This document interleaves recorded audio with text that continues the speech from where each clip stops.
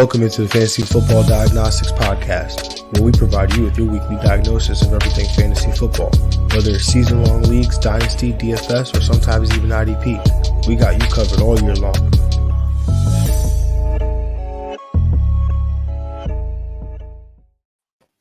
Let's do it. Let's get to it. Welcome into the Fantasy Football Diagnostics Podcast. It is Thursday, September 15th. I'm your host, Jon June, and I got my guy, Greg Penniman. Greg, what's shaking? What's good? Thursday night. Recording live, getting this in right before this Chiefs Chargers game. Chiefs Chargers game. Really excited.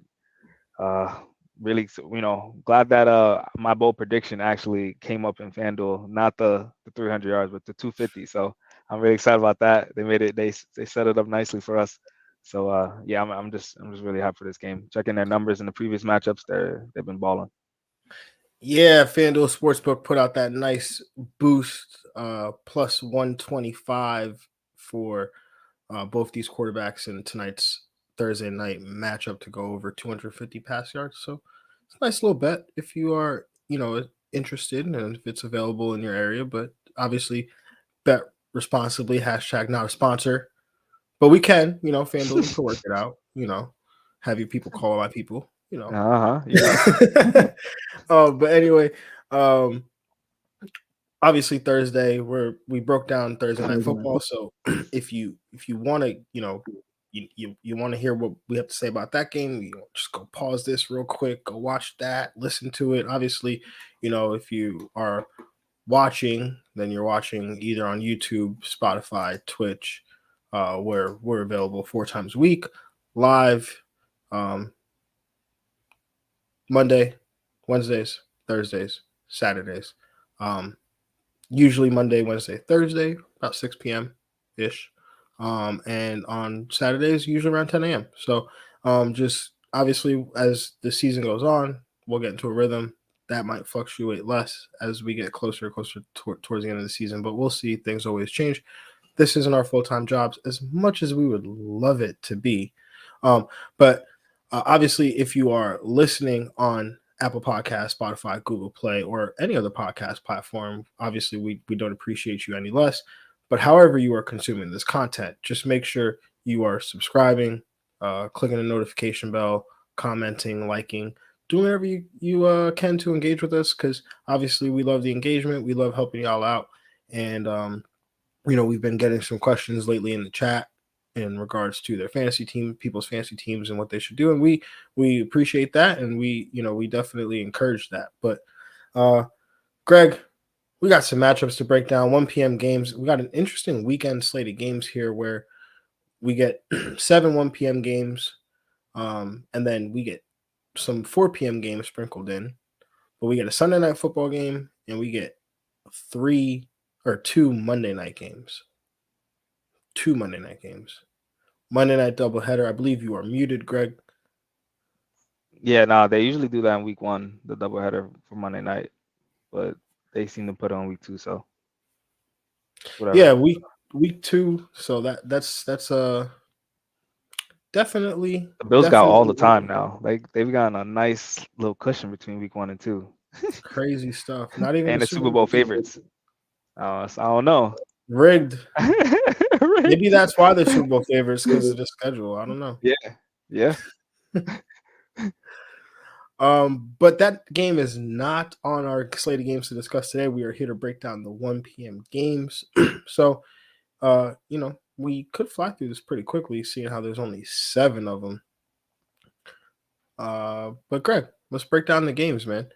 Starting with the 1-0 Washington Commanders traveling to Detroit to take on the 0-1 Detroit Lions. This game has a 48.5 point total, where the Detroit Lions are 1.5 point favorites in this game.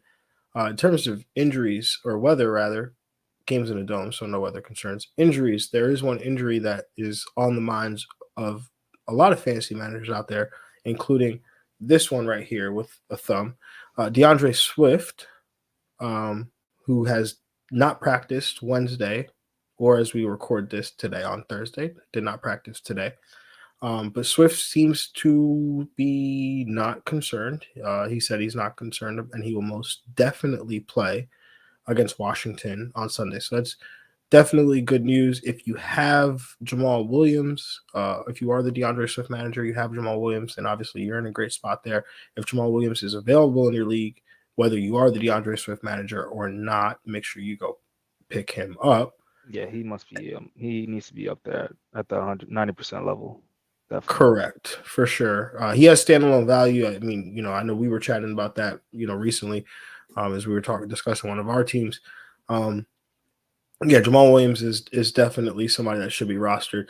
On this Washington side, in terms of injuries, there safety Camp Curl was a limited participant with a thumb injury, and then defensive tackle Fedarian Mathis was put on injured reserve with a knee injury. So, not great there for the second round defensive tackle. But Greg, where are you at with this matchup here?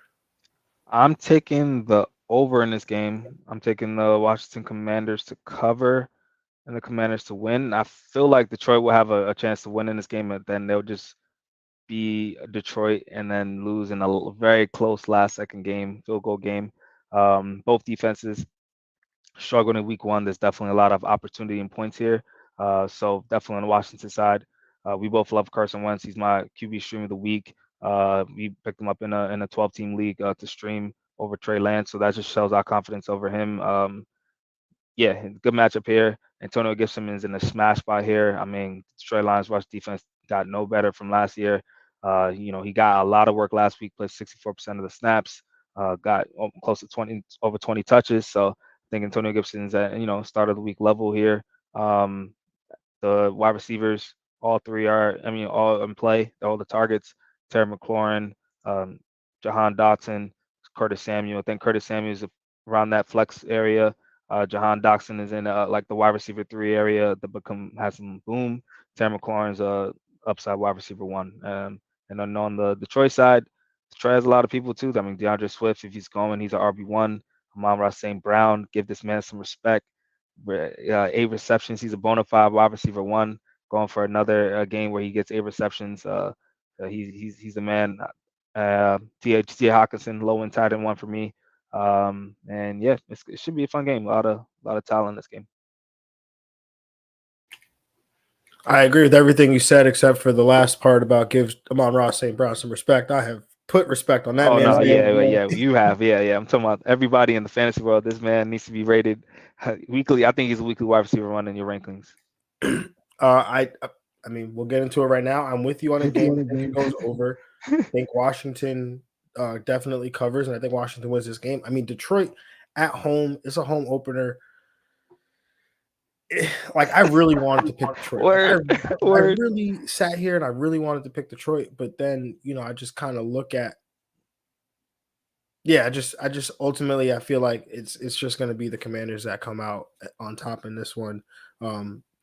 Swift, if he can go, he's an RB1 for sure. Like, obviously we saw the upside he has last week. I think that's his upside every week, especially against a Washington Commanders run defense that, I mean, we saw what happened last week. James Robinson out there, Travis Etienne, they were getting cut up a little bit, and I think Swift, if he has that opportunity, he'll do some cutting of his own.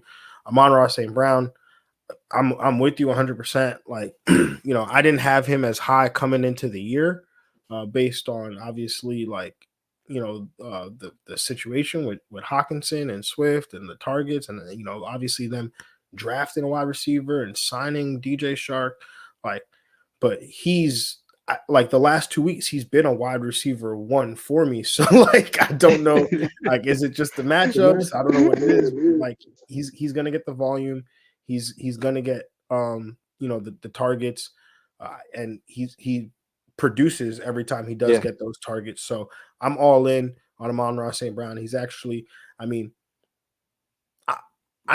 I feel like after doing this show with you for so long, Greg, I could kind of already know who your starts of the week are going to be.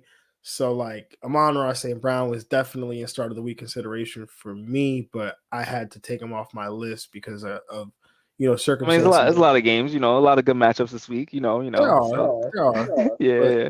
Obviously we'll discuss that on Saturday as we break Terry down the McLaurin's schedule. in the smash spot here too. Like, I mean, I took him last week. I could go, double down again on him. You could, but I don't know. There's something about this matchup with Amon-Ra St. Brown. This need to get this record of 8 consecutive of games with consecutive games with 8+ catches. So, Crazy. yeah. Anyway, moving on through the rest of this game, Hawkinson, tight end 1 option. I think this is a really good spot for him. On the Washington side, Carson Wentz, he's a QB1 option. I mean, you were on it early in the week, for sure. AG, he definitely does have like top 5 upside in this matchup here against Detroit. Terry McLaurin, still a wide receiver 1 on this team. I think like if I had all 3 of these wide receivers on my roster and I had to start one of them, it's going to be Terry McLaurin until like I have enough data that says differently. Curtis Samuel, obviously very involved last week. I think he's got to be treated as that wide receiver 2 flex option for you. Just the manufactured touches. He's almost like a running back in that flex spot. And then Jahan Dotson, obviously, we know how much I like him. Wide receiver 3 for me this week. I think the matchup is really good.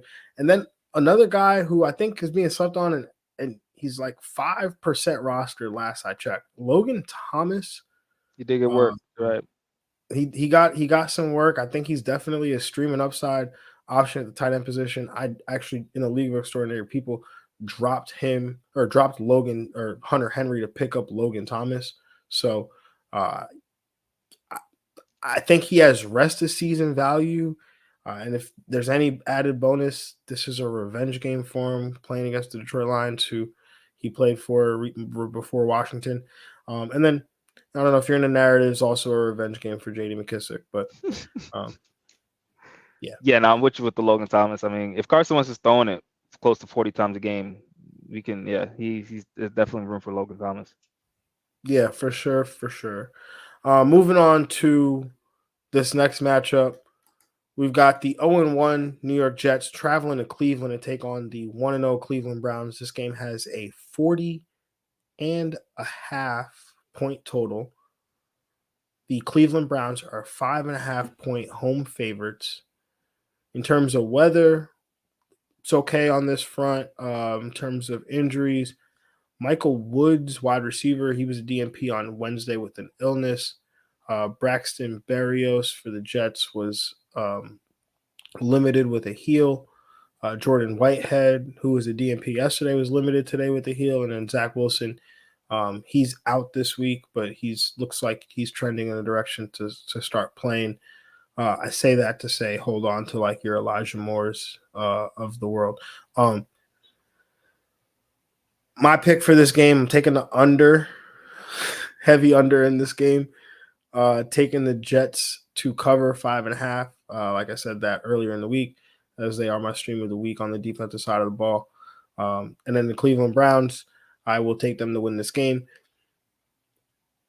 For the Browns, Nick Chubb, he's an RB1. Kareem Hunt, high-end RB2. Donovan Peoples-Jones and his 11 targets from last week are super interesting. I'm not opposed to starting him.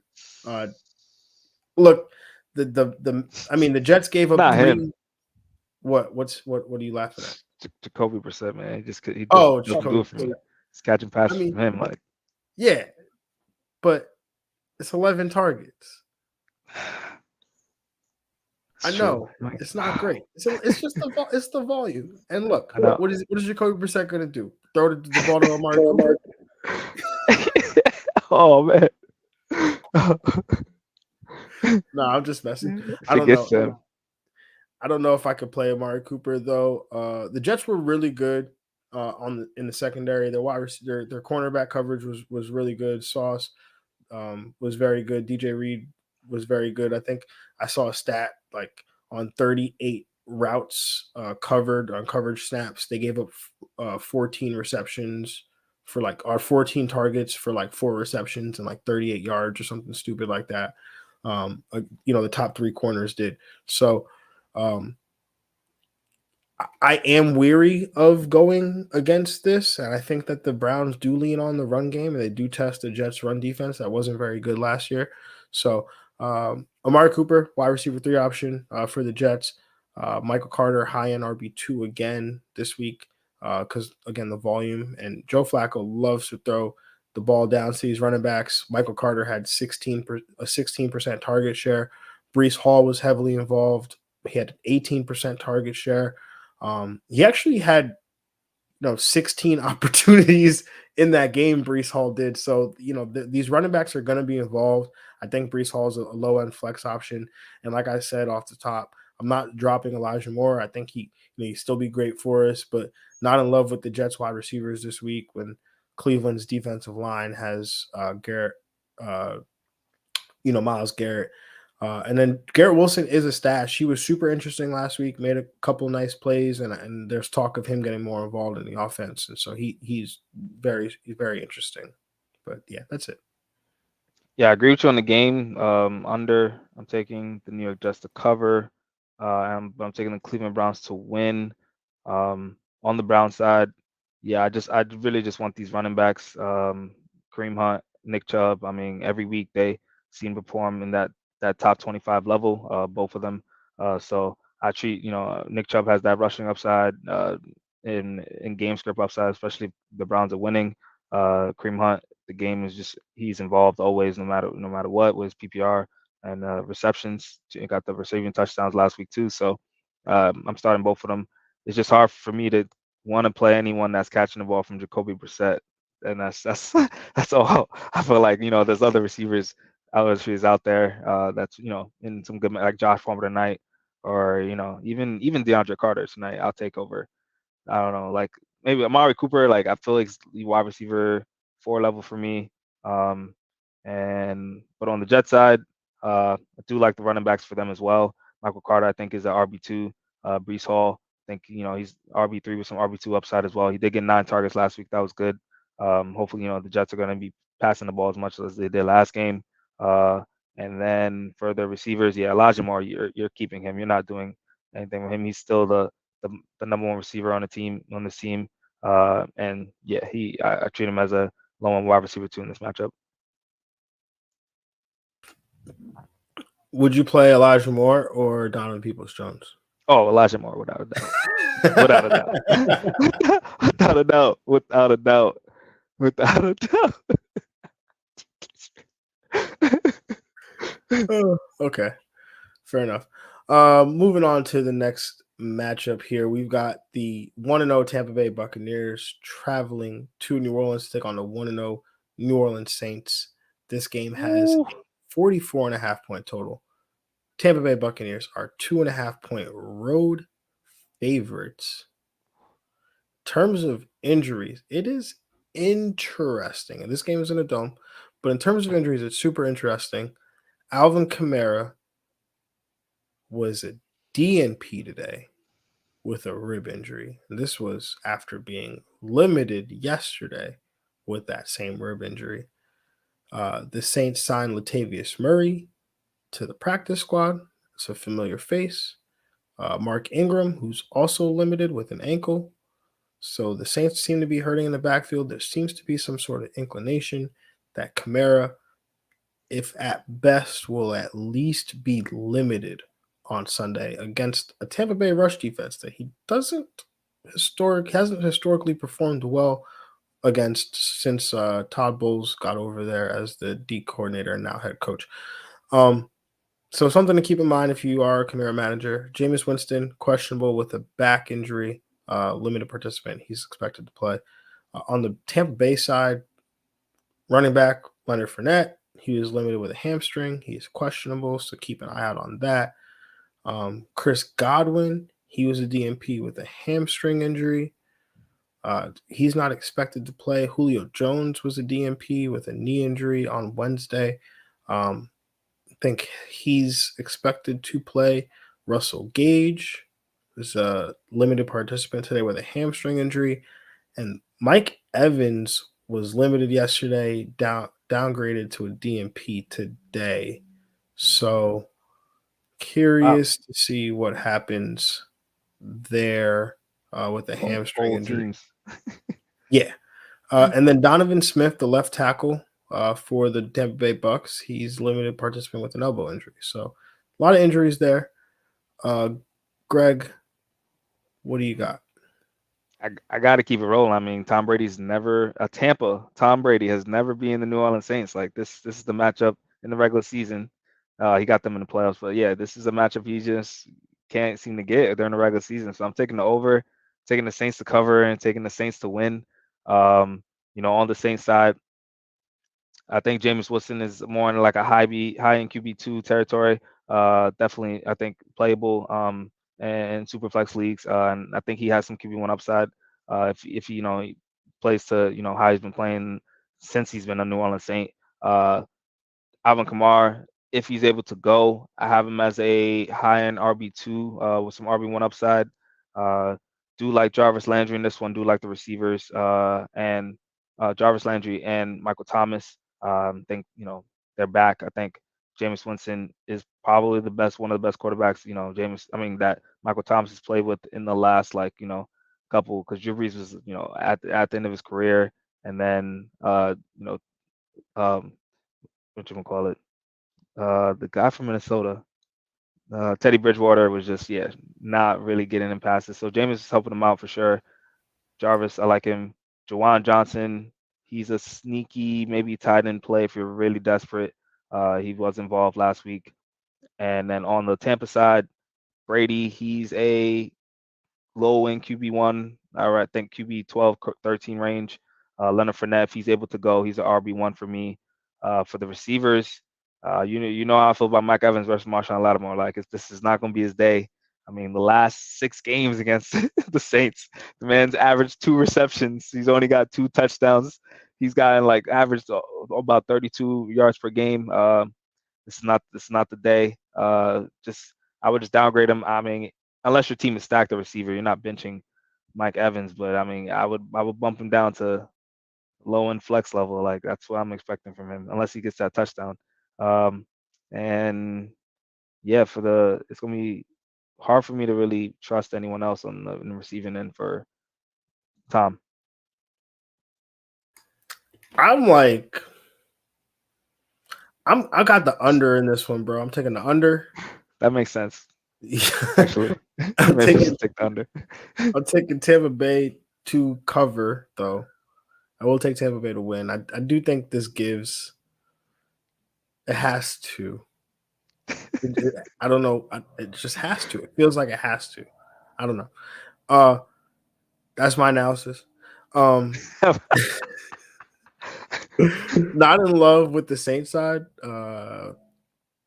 Michael Thomas, Jarvis Landry, their wide receiver 2 options. I mean, we talk about Marshawn Lattimore and Mike Evans, but don't remember who put Michael Thomas. Carlton Davis. Carlton Davis. He's the one. King. So, I mean, but Michael Thomas seems like he's on a revenge tour. I mean, did you see the way he snatched that? That's on AJ Terrell. Like, that's no slouch right there. So, just saying, yo, he's back. He 2 times on his head tops. Like, I don't know, man. He's back. First one was like, yeah, man. So, he might be coming out there trying to give Carlton Davis business. I'm here for it, yo. Instead of the corner shadowing him, he's gonna shadow the corner. That's amazing, yo. That's elite. Oh man. So yeah, I got him as a wide receiver 2. Jarvis Landry. I said wide receiver 2, probably like a wide receiver 3. My wide receiver 2 might be more like overreacting to like what he did last week. He was really good last week for sure. But yeah, I think this game. I think we get the under in this game. Juwan Johnson, you brought his name up. I think he's definitely a name to watch. For a tight end for the Saints going forward. I mean, if you're desperate, for sure, take that shot on him. But he's definitely an intriguing name. He's somebody that's intrigued me, a lot these last like 3-4 years. He was a former wide receiver. Sean Payton converted him to a tight end, and he's flashed. I think he had like 5 touchdowns last year. On a it was like Mo Alley Cox type touchdown rate for Juwan Johnson. So like if he's still figuring it out, and he played more snaps than a guy like Adam Troutman and Taysom Hill, even as the traditional tight end, like I'm like height, weight, speed. That's height, weight, speed, routes, snaps. Like that's what I care about at the tight end. If I don't have like Travis Kelce, Darren Waller, or like George Kittle, Kyle Pitts, one of those guys, right? So Juwan Johnson, if he's on the field, obviously I'm going to take a shot on him. And who knows, maybe he's a guy we'll talk about more as the weeks progress. But Tampa Bay, assuming Evans can go, like, yeah, I think I might have to be with you on this one because Marshawn, I'm like, oh, there's nobody else. He's just gonna target Mike Evans, but I'm out. Yeah, I think I'm with you, bro. Yeah. You're not playing DFS. Like, if you're trapped, then you might have to. I mean, would you play Josh Palmer today or Mike Evans? I think I'm gonna go Josh Palmer. I think I would have to go Josh Palmer as well. I mean, he's dealing with the hamstring injury. Yeah. That doesn't help. Got the bad matchup. So, all right. Trying to think of maybe another one. Would you play like Rashad Bateman or Mike Evans? Because Rashad Bateman has a tough matchup too. He does. Oh man.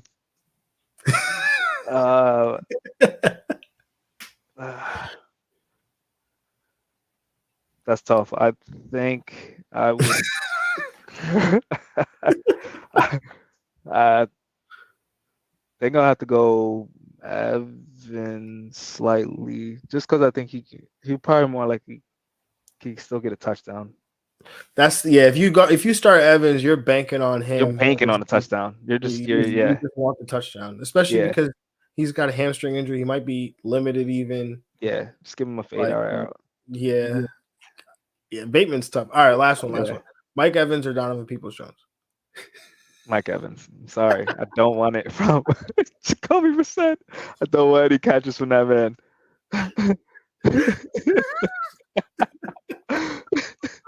Oh, all right. I'm done. Julio, I think he's a great wide receiver too, for sure. Yeah, a great wide receiver too, especially if Evans is limited in any way. And I'm not on Tom Brady this week. I'm sorry, I wasn't on him last week. I didn't think that that the game would give us what we wanted, and I don't think this game gives us what we want either. So I'm out. Like on Brady. I mean, I would start Carson Wentz over Brady this week. I would start Matt Ryan over Brady. I agree with that too. I'd even start Trey Lance over Brady. I start Derek Carr over Brady. Oh, that's yeah. That's a given. But Trey, yeah. I mean, it might rain again this weekend in San Fran. It's just now I'm haunted by the rain, yo. After last week. Yeah, that was pretty bad. I mean, he did have 12 rush attempts, I think, 51 rushing yards, something like that. So Seattle, nasty game, possibly.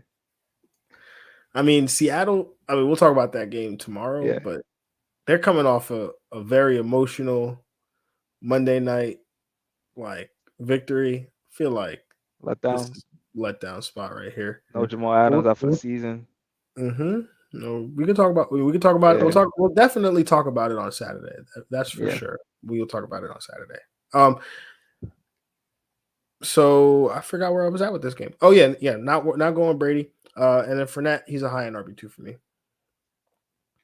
And then that's it. But keep an eye out on Rachaad White because he's the backup running back. Fournette actually pretty much suffered this hamstring injury in the game on Sunday. Left the game, but by that point, the Bucs were already up. It was already late. Rachaad White handled all the running back touches after that. or the most of the running back touches after that. He is the clear RB2, talented rookie, has receiving chops. If something happens to Leonard Fournette, Rachaad White is going to be in a very good, very favorable position. So, moving on to this next matchup here, we've got the 0-1 Carolina Panthers traveling to MetLife to take on the 1-0. When's the last time you said that, Greg? And they're all still healthy. Crazy. 1-0 New York Giants. This game has a 43.5 point total, where the New York Giants are 1.5 point home favorites. Weather's okay in this matchup. In terms of injuries for Carolina, offensive tackle Taylor Morton, I think it's Morton. Actually, there's an R in there. But anyway, he's limited participant with a knee injury. Linebacker Frankie Louvu limited with a shoulder injury. For the New York Giants, Kayvon Thibodeau, he's limited with a knee. Wan'Dale Robinson, he's been a DNP with a knee. And then Aaron Robinson, the cornerback, he is out as he recently had an appendectomy. So he will not play in this game. In terms of this game here, I'm going to take the under. I'm going to take the Giants to cover. I'm going to take the Giants to win. Let's go. 2-0. 2-0, baby. I'm going to take CMC. He's an RB1, I think, in this matchup. I'm taking last week. I'm going to throw it out. I mean, I don't know what the game plan was, but it was not get CMC involved. On the New York Giants side, I think Saquon is an RB1. Oh, sorry, I didn't even touch the Carolina wide receivers. Robbie Anderson, DJ Moore, they're both wide receiver 3 options, in my opinion. On the New York Giants side, Saquon Barkley on RB1. Obviously, we saw the upside last week. I was just a year early on Saquon Barkley, it feels, and that kind of hurts. But Daniel Jones, he's an option, I think, in 2 quarterback leagues. I like this matchup for him. And then Richie James, I think he's got some PPR wide receiver 3 flex options, flex appeal, as does Sterling Shepard. People are wondering what did they do with Kadarius Toney. He played 7 snaps last week, had 2 touches, was spectacular with those 2 touches, was everything we thought he is with those 2 touches, which is a human joystick, but can continue to, I guess, have to master the playbook and learn different things, and so they can put him out on the field. So he's a stash. It's only a matter of time till Sterling Shepard pulls something or something like that. And I'm not saying I'm hoping, but I'm just saying we talk about this every year. He's contractually obligated. It's part of his contract to end up on the injury report. So it's only a matter of time. And so when that happens, Kadarius Toney is either going to be on your waiver wire or he should be stashed on your bench. But just, that's that. And I'm done. Love it. I'm going with the over as well, taking the Giants to cover, taking the Giants to win. On the Carolina side, CMC and the receivers, Robbie Anderson and DJ Moore, my only must starts in this game. CMC high on RB1, Robbie Anderson and DJ Moore, definitely I want to say a DJ Moore hater, but he's not, one of my favorite players in fantasy. I think Robbie Anderson probably has slightly a little more upside right now, but they're both, I agree with you in that wide receiver 3 range. On the Giants side, Saquon, man, I wish, we would have planted our flag this year and took him like in the top 3, because that's what he is right now, top 5 running back. I think every week with his utilization. I mean, the man ran all the routes. He got the CMC numbers basically that you usually would see his usage. So it's good to see him back. Sterling Shepard, as far as the receiver there, Sterling Shepard, I think he's going to be the receiver Daniel Jones trusts the most. So I think he's going to be the leader in targets. So I have him as a wide receiver 3. Jesse James, so I beat you out in Dynasty for that $1. I got him in Dynasty. That was good. I'm glad someone else is on that radar. Makes me feel good about betting that $1. I think he is, in a deeper league play. And yeah, especially if Wendell Robinson can't go. Yeah, I think he has some value as well. You know how long I've had Richie James on dynasty leagues, just hoping he'd pop, and then like there's those random games where I was like, I'm gonna drop Richie James, and he goes off for like 189 for the 49ers or something, and I'm like, I'm not gonna drop him, I'm gonna keep him, and then yeah, he ends up on the Giants. I'm like, oh, he's behind Kadarius Toney, Wandale Robinson, he'll never play, and then now he's on Greg's dynasty team. Yeah, I Anyway, agree with you with Kadarius Toney too. It's he's not doing homework, or he's not, something's happening where him and the coaches are just not vibing right now. So I think it's not a matter of talent; it's just a matter of like getting his attitude right. the cream usually rises to the top, so when it does, I'm gonna be there to scoop that up. Um, Moving on to this next matchup. The 0-1 New England Patriots travel to Pittsburgh to take on the 1-0 Pittsburgh Steelers. This game has a 40.5 point total. The New England Patriots are 2.5 point road favorites. In terms of weather, there are no weather concerns in this game. In terms of injuries, wide receiver / running back Ty Montgomery was placed on IR with a knee injury. Running back Pierre Strong, the rookie, is limited with a shoulder injury.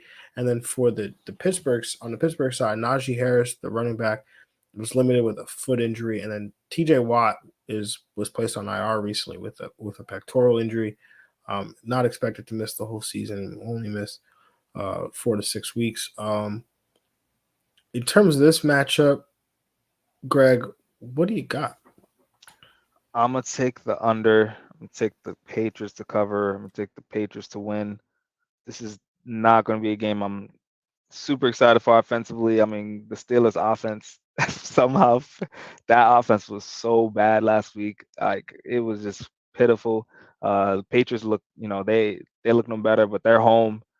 They have some type of system as far as a quarterback. So I'm just gonna give them the lean. As far as players I want to play in fantasy, um, that's on the Patriots side.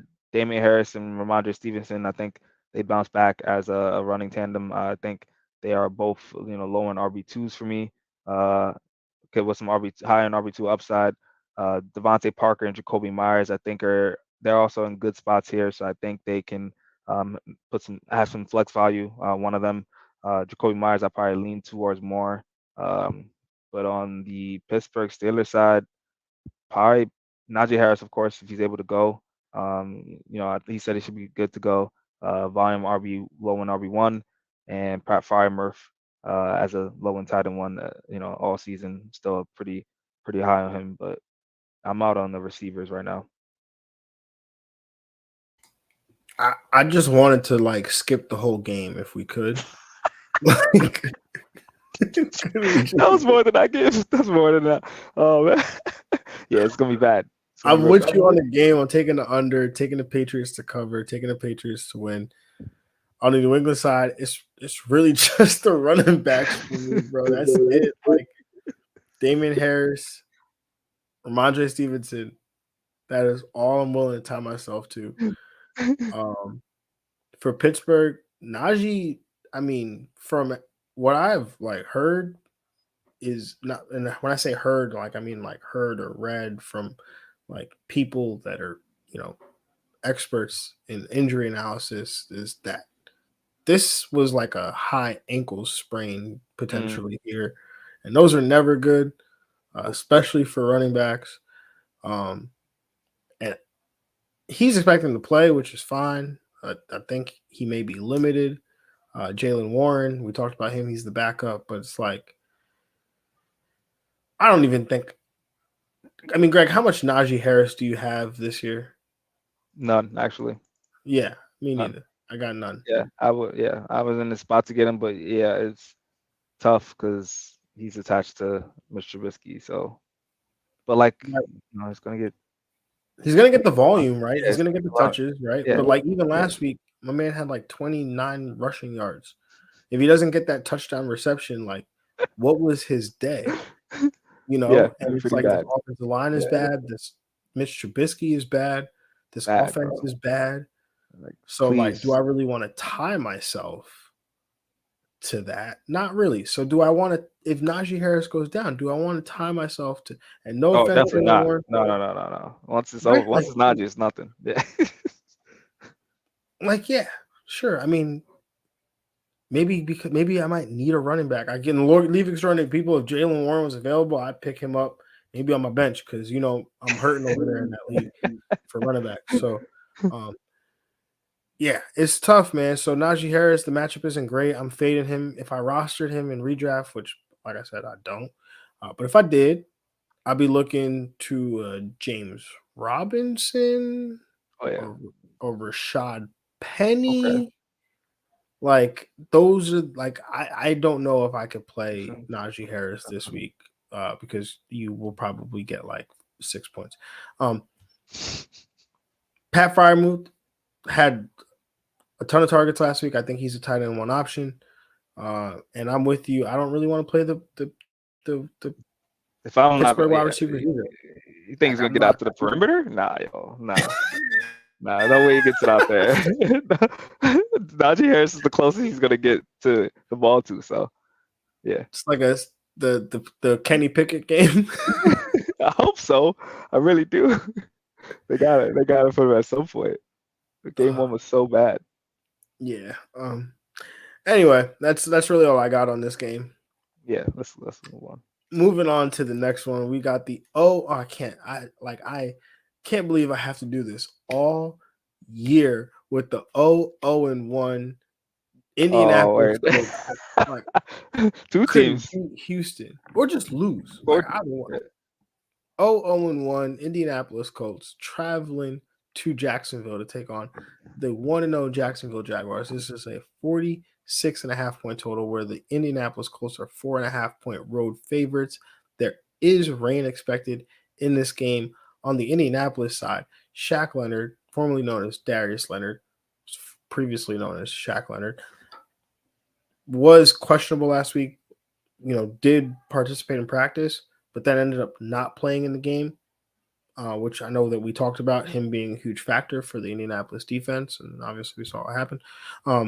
Indianapolis was listing him as questionable again this week. He was a full participant in practice, so it looks like he is going to play, or at least it's trending in that direction. Michael Pittman, he was limited with a quad, but I don't think there's any concerns there. Alec Pierce, he's in concussion protocol, so something to watch there from a wide receiver standpoint for Matt Ryan. And then on Jacksonville, they were happy to report that they have no injuries, and there's not one player on their injury report. That was actually from the official Twitter. Anyway, in this game, I'll take the over. I'll take Indianapolis to cover. I'll take Indianapolis to win. On the Indianapolis side, JT has RB1 upside, like the RB1 upside. Michael Pittman in a great spot this week. That target share should provide a high floor, but I also think the matchup provides a high ceiling. Matt Ryan, my stream of the week. Love his matchup this week. Think he's in a great spot. And I think Hines and Paris Campbell are, nice flex options.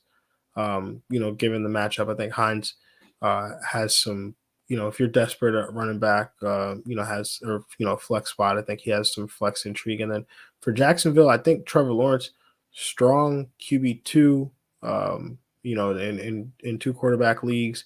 Christian Kirk, he's a wide receiver 1 based on volume. Zay Jones, I love him this week. I think he has wide receiver 2 upside when you consider the matchup and the game script. James Robinson, I think he's an RB2 with some RB1 upside, and then ETN, he's a low end RB1 with, I'd say some low end RB1 upside. I'm gonna take the over. I'm gonna take Jacksonville to cover and take Indy to win. Just Indy, broke my heart last week, and just they scare me a little bit about getting games, getting wins and stuff. So, on the Jacksonville side, Trevor Lawrence I think has value, definitely in superflex leagues, and some upside, especially if the game pops off. We both have the over. James Robinson, tough matchup, but I think he has value. Him and ETN are high in RB2s for me still at this point. I think over time we'll see the upside from ETN more, but I think James Robinson, I'm still leaning towards him a little bit. Christian Kirk, great game in week 1. I think he continues that in week 2, being a strong wide receiver too. Zay Jones, I'm with you as well, as some flex upside as well. On the Indy side, Matt Ryan in a good spot here. Threw for 352 last week. I mean, on those 50 pass attempts, you'd love to see that. I mean, he, again, talk about he was one catch away from having 2 touchdowns in a day, having a different day. JT, RB1 always every week. Michael Pittman season, you already know that's wide receiver 1 every week. Him and Amon-Ra St. Brown are definitely 2 of my favorite young receivers in the league. They're just going to keep getting wide receiver 1 performances. And yeah, that's pretty much it. Yep. Yeah, definitely agree with you there on that. And then before we head to this next matchup, the last matchup of the day, we do have a question from Elver on YouTube asking, do I wait for Kittle or do I play, assuming this is, he says Everett, assuming this is Gerald Everett tonight? Greg, I'm playing Gerald Everett. That's a smash, Gerald Everett. I'm playing Gerald Everett. I'm definitely playing Gerald Everett. George Kittle didn't come to practice today. He already has history. He didn't play week 1. Like, you can't risk it. Even if Kittle was healthy, like not healthy, even if I knew he was playing, like given what he's been dealing with the groin and everything, even if he told me he was playing, I'd still play Everett today. Yeah, I mean, it's a great matchup for Everett. It's a great matchup. 54.5. 54.5 point total. Yeah. Yeah, I think I would play Everett. Well, yeah, over. We'll watch. We'll all watch. We'll be rooting for you. I don't have much Gerald Everett, but I got some in some DFS going tonight, so we'll see. The last matchup that we're covering today, one that we alluded to, Greg, the 1-0 Miami Dolphins traveling to Baltimore to take on the 1-0 Baltimore Ravens. This game has a 44.5 point total, where the Baltimore Ravens are 3.5 point home favorites here. In terms of whether we are okay, in terms of injuries on the Baltimore side, J.K. Dobbins, he is questionable with the knee, but he's got back-to-back full practices in, so it seems like he's trending in the direction of playing this week. Wide receiver James Prochet, he's limited with a groin. Offensive tackle Juwan James, he was placed on injured reserve with an Achilles injury. Cornerback Kyle Fuller was placed on injured reserve with an ACL. For Miami, Cedric Wilson was a DNP with a toe. Running back Salvin Ahmed was a DNP with a heel. Left tackle Teron Armstead, he's questionable with a leg. And then offensive guard Austin Jackson is also questionable with an ankle. Greg, what do you got in this matchup? I'm going to take the over. I'm going to take Baltimore to cover, Baltimore to win. I still think Baltimore's a better team, and Lamar Jackson will get it done if all fails. Lamar Jackson high in QB1, had 3 passing touchdowns last week. I think he'll show more of the rushing this week, more competitive game. J.K. Dobbins, man, fully participated in practice. I'm very, very excited for him. Very happy to see him back. Plug and play. Forget Kenyon Drake. Forget Mike Davis. I think the only other running back I'm here for is Gus Edwards, and he'll be back soon as the only play for me up behind J.K. Dobbins when that time comes. But I like J.K. Dobbins as a strong RB2 this week. If he's going for sure. Rashad Bateman is in a tough spot. He's going to see a lot of Xavier Howard. I think the receivers besides Mark Andrews is a must start every week. Bateman and Duvernay. I think I'm gonna downgrade him a little bit. Bateman's more of a low end flex for me. And then on the Miami side, Tua I think has some. If it's a high scoring game, he can give you some QB1 upside possibly, but I think he's still in that QB2 territory. Chase Edmonds got a lot of work last week. I did like that. So I think he's also in the strong RB2 territory as well. And Tyreek Hill is a must start every week. Yeah. Out on Mike Gesicki, out. Don't even need to mention his name anymore. Out on, yeah, pretty much that's it. Yeah. Yeah, I mean, I was out on Mike Gesicki. I think Mike Davis. You said Forget about Mike Davis. I think Mike Davis forgot about Mike Davis after that.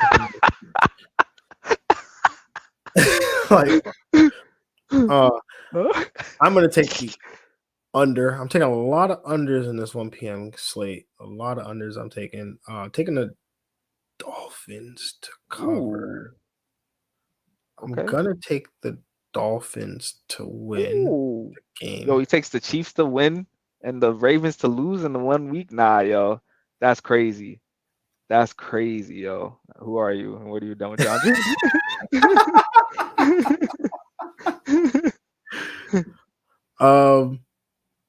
Yeah, I'm gonna temper my expectations for Lamar this week. I mean, the last time we saw him face off against Miami, granted it was, different staff, but same personnel roughly across the D line, and they add Melvin and Grimman in the secondary, but 26 of 43, 238 passing yards, 1 touchdown, 1 interception, and 39 rushing yards on 9 attempts. They boxed him up. They sacked him 4 times that day. They got after Lamar a little bit. And it's because they can do something that a lot of teams can't do, which is line up, strap up man-to-man with your outside corners, load up the box, and that definitely helps. Get after Lamar. So, I mean, I think that they copy a similar defensive game plan. I think, Mark Andrews, I'm tempering expectations for him as well. Still playing those guys, obviously, but I'm probably going to sit my other Baltimore pieces, like the Rashad Batemans. I'm not going near the Devin Duvernays this week. Like, I'm not going to do it with this. I think this Miami defense could be really good, actually. I mean, they do. It starts with obviously with what they can do in the secondary, and they don't even have Byron Jones yet. Byron Jones back. Their safety play is really good, and they've got pass rush, which is what wins in this league. So pass rush and coverage. So I think that they can definitely make some noise in the AFC. Miami can, and that, yeah. Anyway, on the Miami side, Tyreek Hill, wide receiver 1, Waddle, strong wide receiver 2. Chase Edmonds had a ton of volume last week. Greg doing the Waddle in his chair. Chase Edmonds had a ton of volume in terms of, percentages and rush share. So I think that if the volume goes up this week, Chase Edmonds definitely should make an impact with those touches and that volume.